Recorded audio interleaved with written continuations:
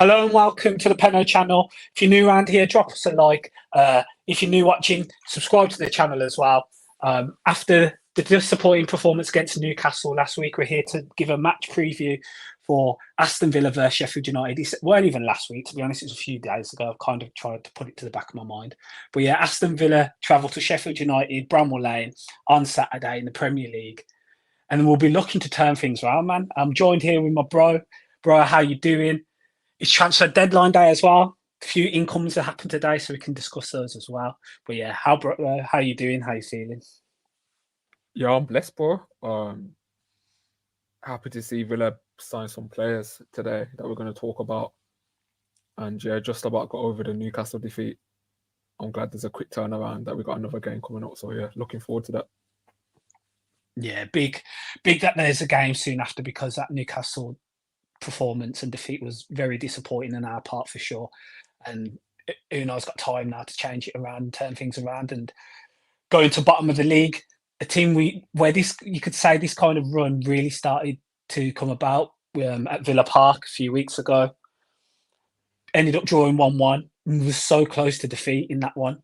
Ex-Villa player Cameron Archer getting the first goal, and it was a Zaniolo header in the last minute that got us the equaliser in that game. And it, to be honest, might say we had a few bad performances before that, but we were getting the result still. But since then, I think we've won one. Yo, what are you doing in the background there? What are you playing? Carry on. Nah, it's excellent. Yeah, since then, we've had one win, lost two, and drawn one, and within the league. Sheffield United from then I think they've drawn one, which was against West Ham, and they've lost three. So the form of both teams coming into this one's not great, and it's going to be a tough game because they're going to be really up for this, having seen how they performed against us at Villa Park and the form that we're currently in. They'll be looking at this to say, we need 3 points, and Chris Wilder and the team will be like, Villa are not performing to their potential at the minute, and we'll be looking to win this one. So it's going to be a tough game, man. A late kickoff, so it's going to be live and for everyone to see on Sky. Yeah, how are you feeling about going into this one, bro? And it has to be a win, doesn't it? Yeah, just some news coming in that I was just looking at now. Bertrand Traore, he's going to Villarreal. Is he? Yeah, he's going to Villarreal. Mad. What's that? Loan with no obligation? Live exclusive. Bertrand Traore, he's going to cancel with Aston Villa and sign for Villarreal. Mad. Thing. Bertrand gone, just like that. I don't know if they're going to cancel his contract or whatever, but Mateo Moreto on Twitter saying it. He's one of the most reliable guys for Spanish news. Live transfer news on the channel. See, this is what you get, man. Live transfers, live gossip, live actions that are happening with Aston Villa. But yeah, so Bertrand's gone then. What's happening to Callum Chambers? Is there any chance of him going to West Brom? I saw Hull as well. Yeah, West Brom pulled out, so it looks like West Brom pulled out, so it looks like Hull are the only ones active, because West Brom wanted to do a loan and Villa just wanted to sell Chambers. So yeah, looks like that one's off. Oh, okay, fair enough. So Callum Chambers will be around. But Bertrand Traore, and I wonder if they are cancelling the contract or if it's an initial loan and then he goes in the summer. Yeah, interesting. Villarreal, mad. Unai's belled someone there and just said, "Can you just take him, man? Just take him off our hands. We need him gone." Well, yeah, going back to the game, as I said, Sheffield United will be looking to get points off us, and they'll be looking to get a victory, to be honest. One man they brought in through this transfer window is Ben Berreton. Now, highly rated at Blackburn, was flying in the Championship, got his move to Villarreal, and it didn't really quite work out for him there, did it? 6 months since he's gone, and he finds himself back in England, but not in the Championship, in the Premier League. 2 starts he's had for Sheffield United. He's got 2 goals.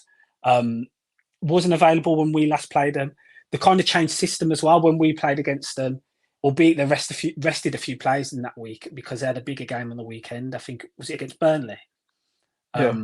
Which they ended up losing. But Chris Wilder approached our game thinking There was no McBurney didn't start, Gustavo Hamer didn't start, McAtee didn't start in that one, and they were able to get a result. But I imagine those will all start. And yeah, they've had a bit of a change of formation from the 3-5-2 they were operating with McBurney and Archie together, and they've gone more now to a 4-1-4-1 with like McAtee and Ben Berrettson Diaz operating off the left and the right, and Hamer just playing in behind with McBurney up top. And they've been getting goals now. They are scoring goals. It's just the other end of the pitch that's a bit of a concern for them. So yeah, it will be interesting to see what style and how they approach the game against us.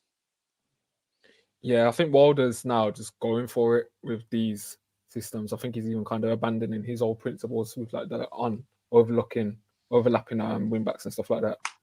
So you see what he was? Do you see what he was moaning about? When isn't he moaning, bro? Like with his thin lips, bro. You seen how thin his lips are as well. You wouldn't think that someone with thin lips like that would have so much to say, man. Like you'd think he'd wanna talk so much. Moaning about a man eating a sandwich. Something about World War or something. Yeah. He said something about World War after a Villa game once. I was just like, what are you on? You're just waffling, bro. He's never recovered from that 3-3, man. That Billy Sharp hat-trick game and Andre Green. He's never recovered from that. That was a killer, that game was. But yeah, complaining about assistants eating sandwiches. It's all mad. But yeah, he'll be looking to get a result, man. It hasn't quite been the uplift that they expected when he came in. Albeit, they're going to struggle anyway. It's difficult for them, but haven't accumulated many points since. And whereas you see a Luton under Rob Edwards who managed to get themselves out the relegation zone, Sheffield United are still stuck in there. So yeah, they'll really be looking to get some points off us. So we have to be fully at it and up for it. Yeah. Transfer news today. Morgan Rogers has come in.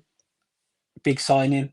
The one that Emery had as number one target has been reported by various journalists. So it seems like he was the big signing they wanted in. Initial fee of, I think it's between 8 or 10 million. It varies between sources, and then additional add-ons to 15 or 16 million, whichever one it is. He's trained today. Think he's in the squad for the weekend. 100%. And I wanted to talk about Morgan Rogers because I don't know why it feels like I'm seeing the fan base fight him off so much. Like sometimes I just think it's just funny. Like people put faith in like a Zaniolo and then just write out someone like Morgan Rogers, who I just think it's just been a bit unfair. Like people are just looking at his stats, and his stats for Middlesbrough are actually decent. Like it's nearly a goal or an assist in 2 games in all comps. I know his stats before that aren't the best, but I just can't believe how many people I'm seeing write off. Like he's going to suit the system. He's tall. He's got strength. He can carry the ball, and he's got nice, quick link-up play. Like I feel like I'm like one of the only ones that's like really excited about the signing. He's on good money. He's gonna have resale value. Say if it doesn't work out, he's gonna be eager to develop under Emery, and he's not the final package yet. He's gonna have some flaws to his game. He's not gonna come in and just light it up. But I do think he's gonna make an impact from now to the end of the season. He's back home as well. Back home, be a big factor. Hell's own boy. He's a born and raised Baggies fan.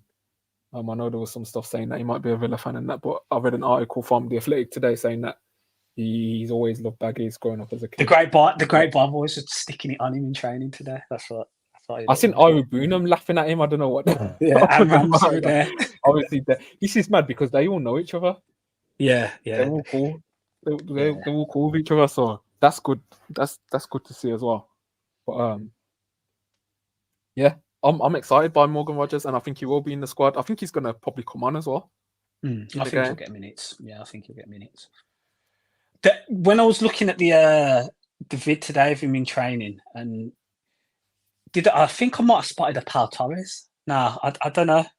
There was someone with a snood on, and I don't think it was Zaniolo because they showed the next clip of the vid, and Zaniolo was like behind by Rogers and that, and behind him, but there was a tall guy with brown hair, but the snood was up to their face, and you could see the back of them. So, fingers crossed, man. Fingers crossed. He might be in training, or for Emery to come out tomorrow and said he's not available. But yeah, it does look like him. Watch it back Bro, when you get the chance, it looked like potentially Pau Torres is in training. I think even if it's not him, I think I'm just gonna believe you anyway because it's been so long now. I'm just at the point I think now I'd say about 100% Villa fans now are deep in how much of a miss he is now. Oh yeah, I think some thought we could manage without him, or they weren't like taking in just how much of an impact he has on our build-up play.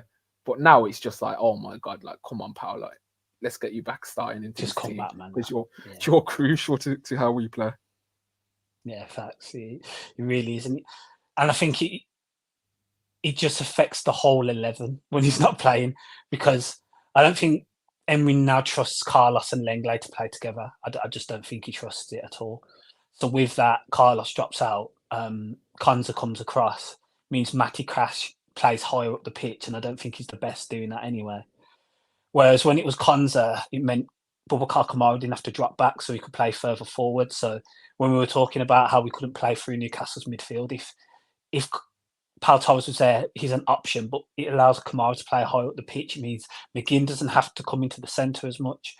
So the back three would be Konza, Carlos, Pau Torres, and we can just play higher up the pitch. And it means Bailey then comes back into the side, and Yuri Tillemans can operate just behind Watkins as the second striker. So him not being available means I don't think Emery has trust in Lenglet and Carlos, which then just changes the whole lineup and the system. I know Emery doesn't like to play Cash and Bailey together. So if that's the case, I think Cash kind of has to be sacrificed in this instant. I think if you're talking about net gains, not having Bailey in the squad and starting Cash is more of a net loss than starting Carlos and having Bailey in the squad. Like, if that's the sacrifice you have to make, then yeah, Cash has to be benched. I don't think Carlos, as bad as he's been defensively this season in recent games, especially in the mistakes he's been making, with his passing distribution, probably that we missed a little bit against Newcastle, those little lofted passes over the box for Watkins that we saw against Brentford. I just think Bailey has to start, man, especially against Sheffield United. Yeah, it has to start. Bailey has to start. So if that means we saw both Bailey and Diaby start against Burnley at home. Do you think there's potential for that to happen? Yep. Do you? Yeah, I think that could be the case, and I really see Konza playing the right back role, because when we against Newcastle, our attacking options was our fullbacks. We were playing so wide with our Moreno and Cash, and it just didn't work at all. Cash being that outlet on the one side and Moreno on the other, it just wasn't working, and it meant Boubacar Kamara just had to drop so deep. And then McGinn found himself dropping deep. Then he was coming off the right hand side, which he does normally, but he usually plays higher up. He was coming more into centre midfield and playing alongside Douglas Luiz, and it kind of affected our whole pattern. In between the lines, we could only really find Yuri Tillemans, and it was a struggle at most because they had three in the centre of the park. So yeah, I think we'll go. If Pau Torres isn't fit, I still think Carlos might come in. So I think we'll go Emi in goal, Konza, Carlos, Lenglet, Moreno. The midfield's interesting now. I could potentially see us going McGinn on the left, Dougie, Kamara, Bailey, Diaby, or Tillemans. Diaby or Tillemans and Watkins up front. That's how I see us lining up. Yeah. What about you? Do you not think Ramsey might get a start? No, I don't. I just think the carrying. I think the carrying aspect might be player favour here. As well. Okay. So do you drop Diaby and Tillemans then? I think he might just drop. I don't know who he's going to drop, or it's not even a case of drop. It's just a case of like game state. And the team if Ramsey and Bailey come in, who comes out of the team? That's my point. Yeah. I hear what you're saying. Yeah. It would have to be. Yeah, them two would be the ones that you could consider. We'll see. Yeah. But we do know Emery does like Ramsey. Like when he's fit, he starts and he's got his minutes off the bench. I know he hasn't been the same player since, so I think that'll be. Does he like Ramsey more than Tillemans at the moment? Do we know that for a fact? I don't know, because when Ramsey was coming back, Tillemans was not in the team. So, and since Tillemans has returned, Tillemans has started every game. So I don't know. I don't know if he does quite like Ramsey as much as Tielemans at the minute. But you could argue since Ramsey was back, he started like fully fit. That's what I mean. Everything. Yeah, I agree. So we like don't Tielemans was only getting games because like Tielemans wasn't even starting games at the start of the season when Ramsey was out. So yeah, I agree. But then he'd worked his way into the team, and before he was injured, he was a starter. He was a definite starter for sure. So yeah, it'd be interesting to see how we lined up. There's options, man. There's options. We got options. Just need to find the right formula and just get the win. And we want to see a performance as well, because it's been far too long since we've seen a good performance. So we really need to see a performance as well. A few comments. Spendon goes, Traore's leaving. Yeah, just got the exclusive as well, man. Traore highlight, Traore moment for you. What's your favourite? Well, this news that he's going Villarreal. No, but I don't want to be Pete, but bro, Traore has not been a footballer for Villa for the past. Bro, what moment for Villa? Did you like the goal against Albion? You know, Traore wasn't. Or you got the Leicester goal? Nah, it wasn't a goal for me. It was the touch against De Bruyne. That was it. The touch against. What about when you did that madness against? Should have started Traore this weekend. Do you remember that mad run he did at Bramall Lane against Sheff Utd? He should have scored. Yeah. He beat about 8 man. He's an enigma. He's just an enigma. Nah, I'll give him the goal at King Power, man. You gotta give him that goal. That goal set us on the way to getting Europe. Rachel says, "Hi all. I really hope we get a result and performance on Saturday." Yeah, agree, Rachel. We just performance as well. You want a performance as well as a result, because the performances haven't been great in recent times. Gary said, "Hi guys, Cash is 100% player, but his end product is atrocious and likely to improve." Yeah, and when in that system we play Cash high up the pitch, that's what he's in the team for. It's for his end product, and he's just not producing. Gary says, "For me, these next 2 games are the most important this season, just to see if we can get back on track." Well, with Spurs getting the result last night, we're getting the victory. They're now level on points. West Ham play Bournemouth today. I kind of expect West Ham to win that one. They're at home, so they'll go within 5 points. United could win as well, so they'll catch up. So yeah, man, this is the thing. When you don't get a victory, it's other teams. Then they'll be looking to chase us down. So yeah, Gary said, "I like Traore, but his wages are too high for what games he plays." I think we've moved past Traore, to be honest. For me, I feel like we've gone to the next level up for a Traore. Yeah. So, bro, Lino, what you saying? Signed today. No announcement. I think he's counted as academy graduate. Well, not a graduate, sorry, as part of the academy. So not on the books for FFP, and he's gone straight to Plymouth. And Plymouth have done a madness with the announcement video. You seen it? I haven't seen it. What is it? It's just him. I think it's regarding. It's like a rap song about green and white. And he's just fitting. He's like in a car and that, and he's got like it's mad. You need to check it out. And he's got a belly on. It's mad. It's a mad video. Oh, I've seen that. That's an actual guy from Plymouth. Yeah. But isn't it him doing that? Nah. But it's him. No. So Plymouth must be a parody. No, he's done it because that's what I'm saying. Yeah. I get what you're saying. Yeah. That's his announcement video. Yeah, that's quite funny then. Yeah. He's in the parody, and then they've just announced it. So yeah, he's signed. There's been pictures of him signing the contracts. Any news on Gucci gang? Is that how you say it? I've always been saying like Gouch or something, man. Like I don't know. No clue. I don't know. He's not going to come to Villa because he's at the games, and so I don't know how that's going to work. He's already done his medical apparently, so we can probably just announce it whenever we want. Oh, okay. What the A-League? What's their seasons?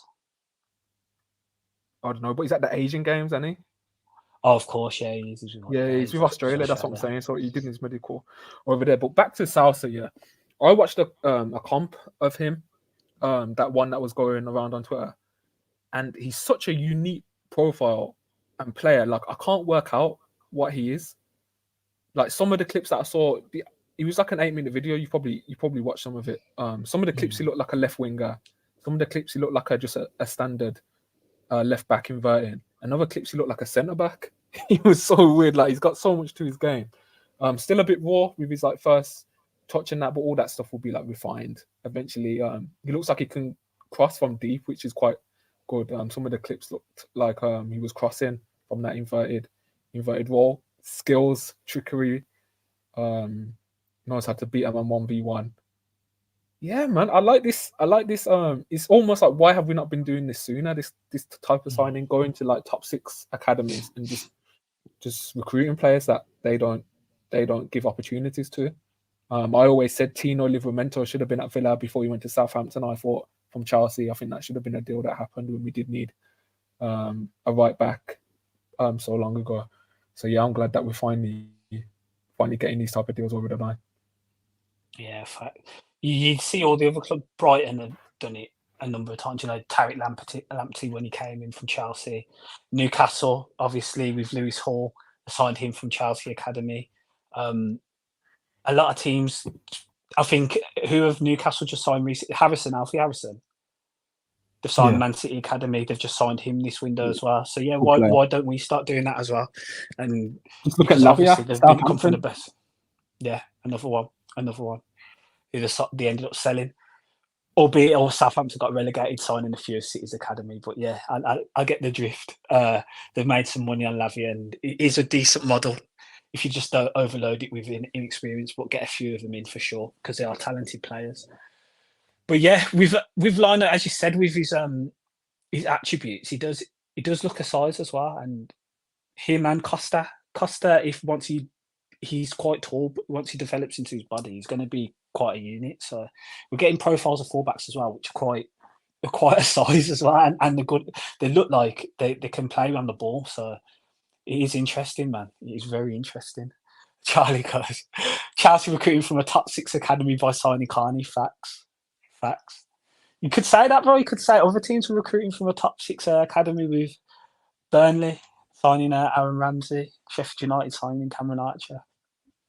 Hull City, yeah, with Philogene. Yeah, man. It's interesting. What we're going to do? Yeah, he looked. Speaking of Carney, he looked good yesterday in the. He played well. He got a nice assist. He did get a nice assist. Yeah, I thought he looked sharp. He did a lot. Yeah. Villa fan. Carney's going to be a player. But he'd probably get in our team, I think. Right now. Yeah, definitely. Under Emery, I think he'd be insane. I know he's just come back from injury, but I think just the ball carrying, I think he'd just suit what Emery likes in a player to a T. If you think about how we play with like the 4 centre midfielders. Well, yeah, moved on. As you can tell. I was going to say, you moved on from Carney since the day we sold him. Don't lie to yourself.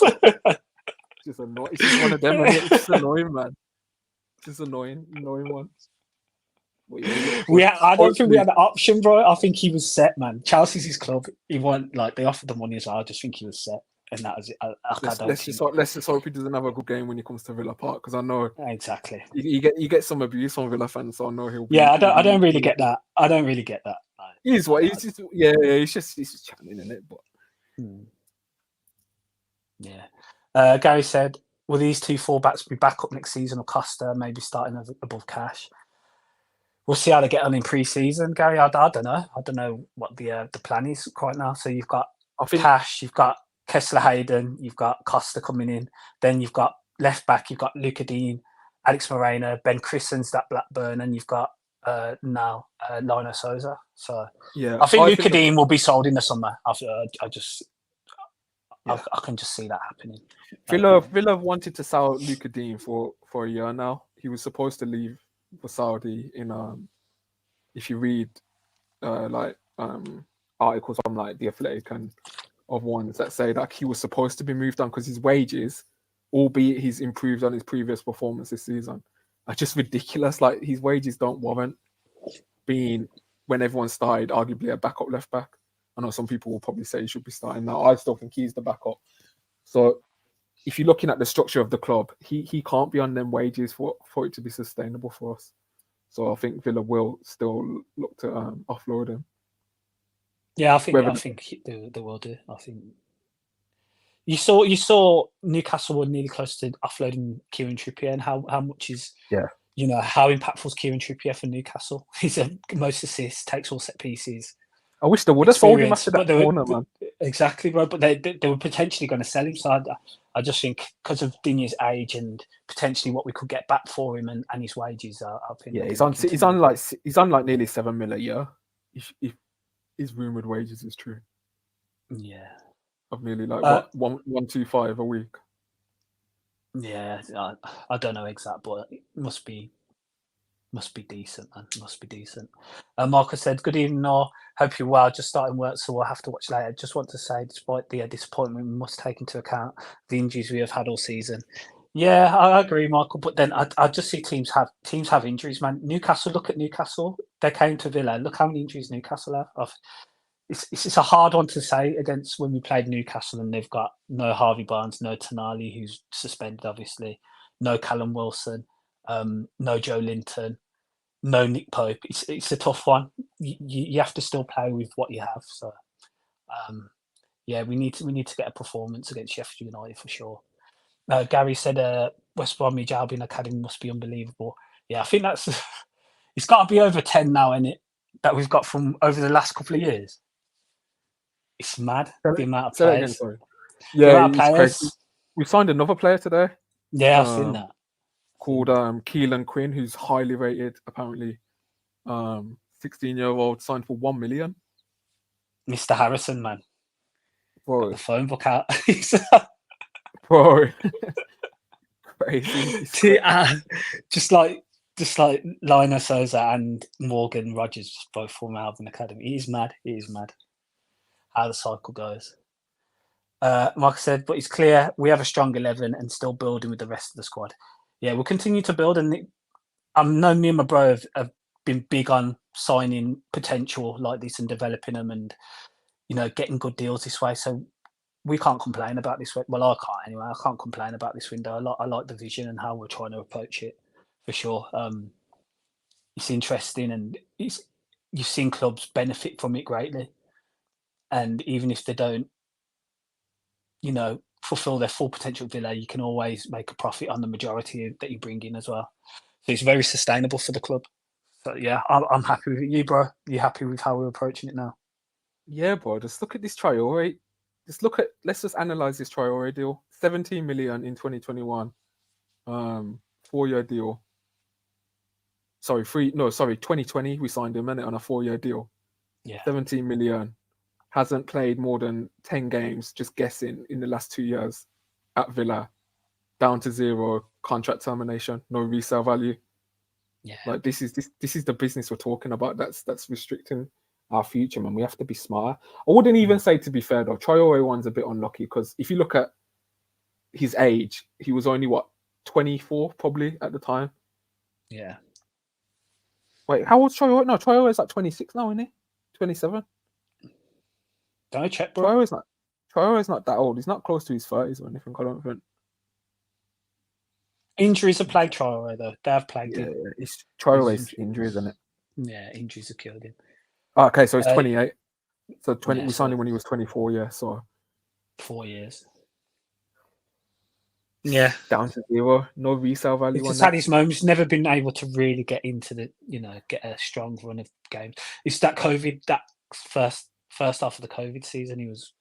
That's when he was getting into his stride, scoring goals, and yeah, he had that little combinations with Grealish and Watkins around that time, which was really good. And even Anwar was playing well then as well. He's played Yeah, never quite. 11 games What's in that? 2 years. Not even all start. 11. 11 features for Villa. It's mad. It's 2 mad. years. It's been peak. It has been peak, man. Gary says Dini is the one who will ease FFP along Coutinho. Yeah, Facts. Coutinho has to go this summer. Any which way, he has to. But when's he signed till 2026? Contract. Yeah, long. Year 2, we're already loaning him out. Yeah. Or year 1. Take a step back, breathe in, and listen to some beautiful Brazilian jazz. We'll be okay up the Villa. We'll be absolutely fine. It's weird. Someone sent me a Brazilian jazz song the other day. Decent. it's actually decent. So yeah, Michael, you're not lying. It is actually decent. Might have to get that on the intro, bro, when everyone comes on. Gary says, tell you something, I'd swap Ramsey for Miley at Newcastle. They want him. He's overtaken Ramsey for England honours for me. I don't know about that. I don't know. What do you think? No, I do rate Miley though. Yeah, he's a good player. He's a good player. They've just signed into a professional contract now, haven't they? They did a big announcement. He'll be England under-21s coming up now, and potentially make the squad. I don't know for the Euros, but in the future for sure, he's a proper talent. But I don't know if he's better than Ramsey. I think we're being very harsh. Some Villa fans being very harsh on Ramsey, man. There's a lot of recency bias on him, innit? I do.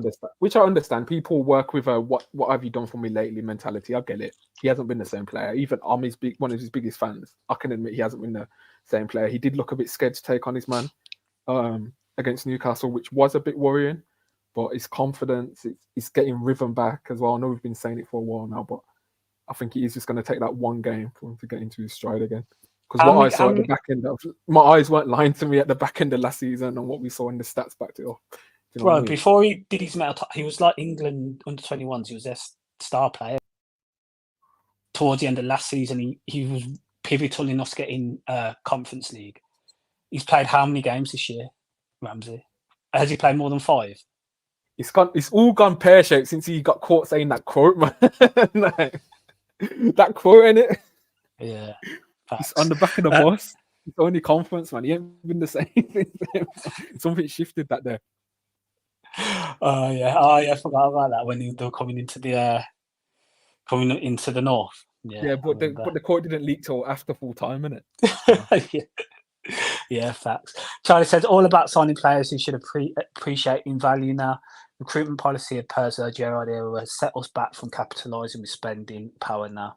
Yeah, it did. It was we did last time, and it listed the names. I mean, Digne, Coutinho, then Donker, Diego Carlos. Even like that's 30 million for a 31-year-old. It was a totally different way of approaching things. The recruitment policy was. Have I missed any other names out there?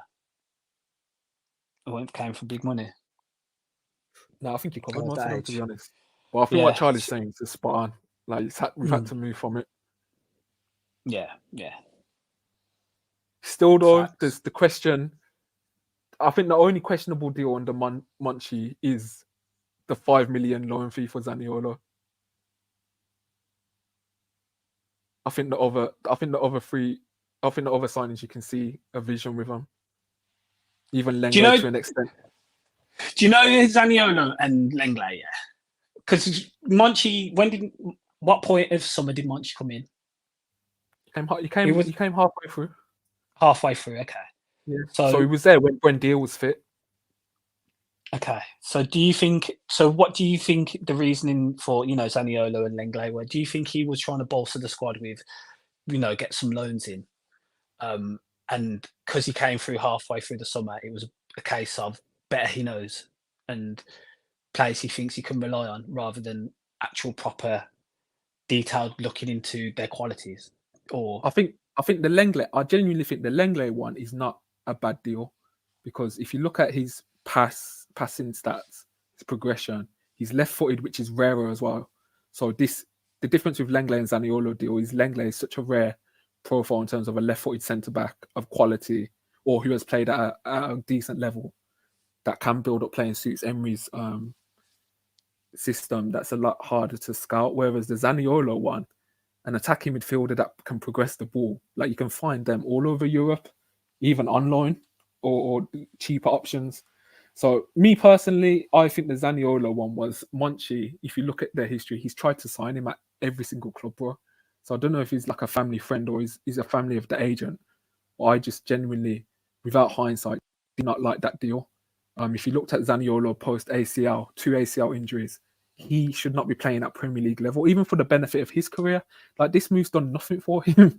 What has this move done for him? He doesn't even play. He doesn't even play, and when he comes on, he's hardly any minutes. Yeah, fair coming points. from Turkey at that level, he's just weird to me. Like that, it's probably more likely that Munch will make an impact at Villa. Yeah, fair. I don't know what you think. I don't know what you think of the Zaniolo deal. At the time, I thought it was a loan. I just felt those two deals were done because Munchie, the timing of Munchie coming in, I felt like he was just getting in better than he knows instead of actually identifying proper profiles. So Lenglet and Zaniolo just seemed like contact loans, as in, okay, I'll sign some people I feel I can trust to get in, and who I've signed previously. I don't think he'll do that again. Do you know what I mean? I don't think we'll see that this summer in terms of just signing. I think it will be different from that point. And we've seen in January, like with the players we've recruited, they have nothing in relation to Monchi whatsoever. Do you know what I mean? So I don't know. I don't know. But yeah, interesting. You never know. Might get a few more ex-Sevilla players coming in the summer. Andy says, "Evening all. Cheers for joining me, Andy." Gary says, Gerard put everyone on massive wages, and God knows where we would be if he wasn't sacked in time. Yeah, glad we don't have to worry about that now. I hope he gets a Liverpool job. Wish nothing but the best for Steven Gerrard.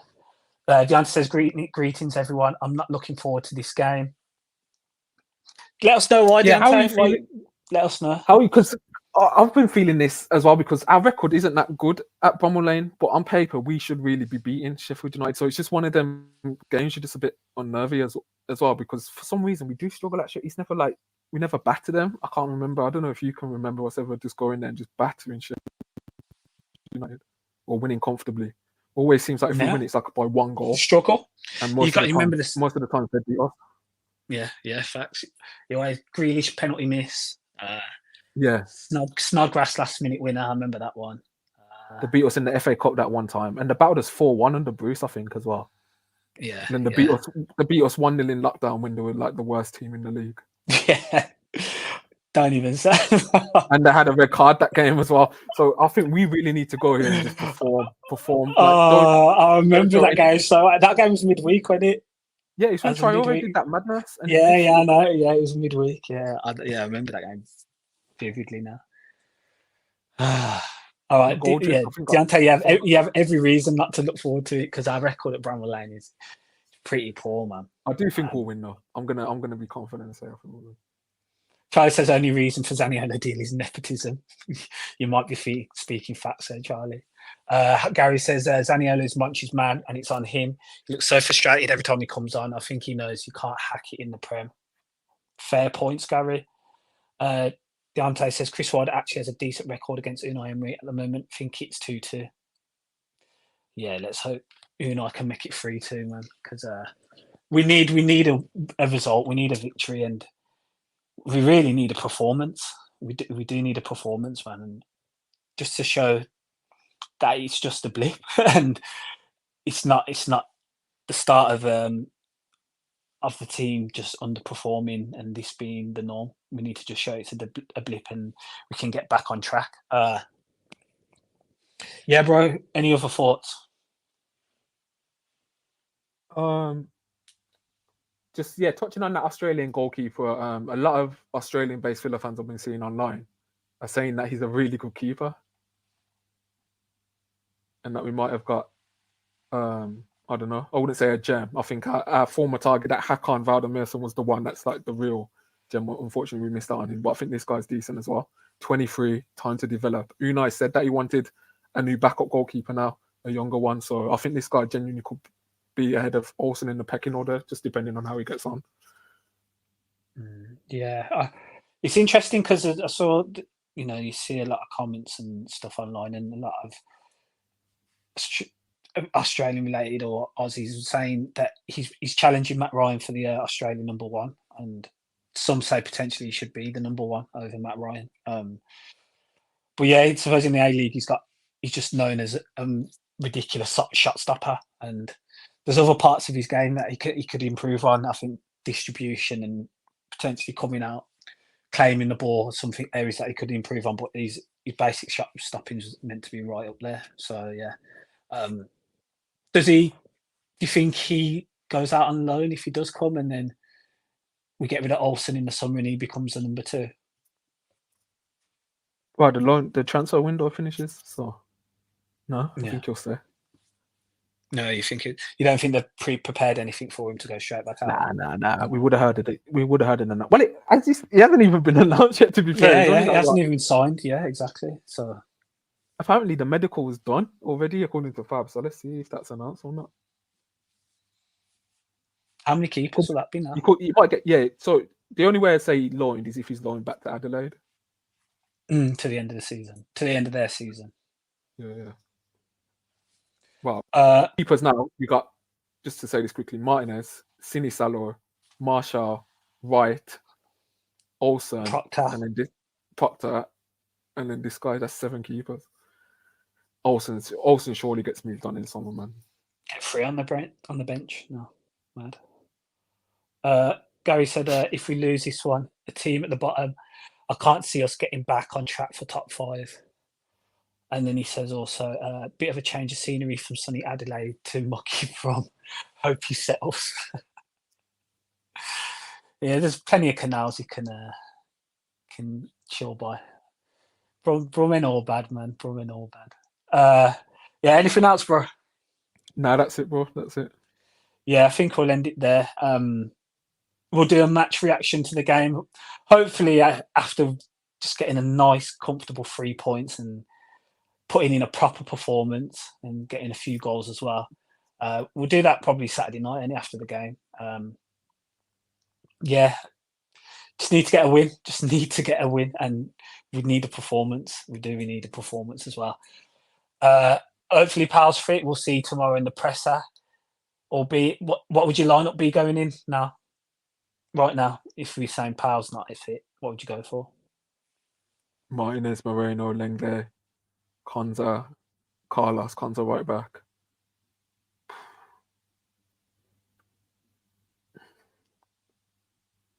For the carrying, I'll say Ramsey, Louise, Kamara, McGinn, Watkins, Bailey. Or you could say no Ramsey and go McGinn left mid, which I don't like, and then Diaby and Bailey. But nah, I think I'll go Ramsey and Bailey, honestly. Yeah. Someone to get us up the pitch, man. We need someone that can carry the ball. Yeah, it's strange because I don't like McGinn off the left either. I don't, but we've played well when McGinn's played off the left. And Tillemans was the second striker and Bailey was off the right. Gary says we need to score first.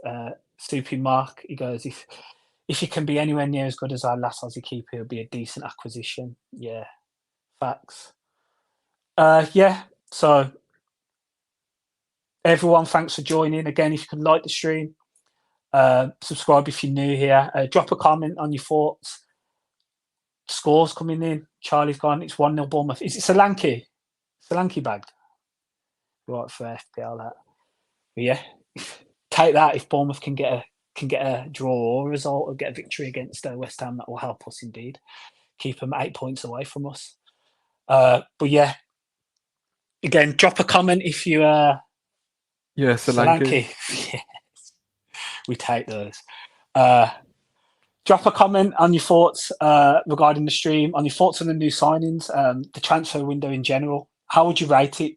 Let us know what you'd rate it out of 10 as well. And your thoughts going into this game against Sheffield United at the weekend. Bro, thanks for joining us. Thanks for joining me, man. And yeah, up the Villa.